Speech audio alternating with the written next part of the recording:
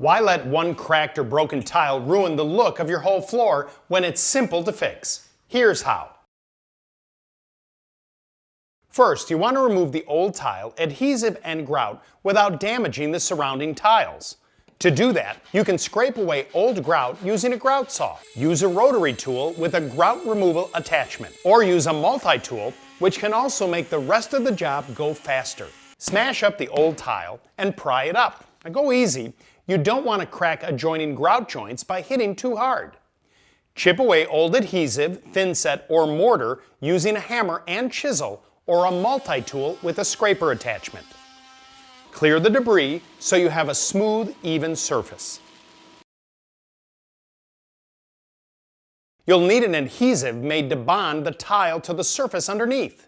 Mastic tends to set up fast, so it's great for kitchen backsplashes or wall tile to prevent the tile from sliding down the surface. But in an area where there's a lot of moisture or pressure, use thinset. Thinset works like mortar or cement, but it only takes a thin layer to bond surfaces. The premix type is really convenient for a small repair like this. Spread the adhesive on the bare floor or the back of the new tile with a flat edge of a 1/4 inch notched trowel. Then go over it with a notched edge. These ridges level out the adhesive. You need that even contact with the tile surface. Otherwise, the tile will crack or loosen.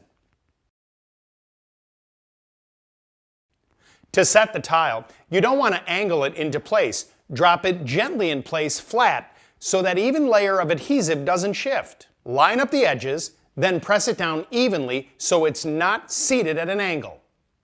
Let the adhesive cure according to the product label, usually about 24 hours. A quick dry thinset gets there in about 2 hours. It's really important to mix the grout following the label. Add too much or too little water and you won't get a strong seal. Let it stand or slake a few minutes to absorb the water. A grout float works the grout into the seams. You don't want to line up your stroke with the seams, you want to go against the direction of the seam. Pull across diagonally. This way you won't pull the grout out. In about 15 minutes, a hazy coating develops. Wipe the surface lightly with a damp towel or sponge to remove the film. Wait a few hours and buff the tile with a dry towel. And wait 24 hours before putting any pressure on the tile. Use a grout sealant to prevent stains and water damage, and you're done. Here are a few more helpful tips. Premix grout and adhesive in one is another time saver for small repairs like this. If you have bagged thinset left over from a larger project, it's fine to use. Add water and let it slake according to the label. It should be about as thick as toothpaste or peanut butter. Tile shards are sharp. Be sure to protect your eyes and hands from flying debris. If you have several broken tiles, it might mean the tile was installed incorrectly or the surface underneath isn't stable. You may want to call in a pro to fix the underlying problem.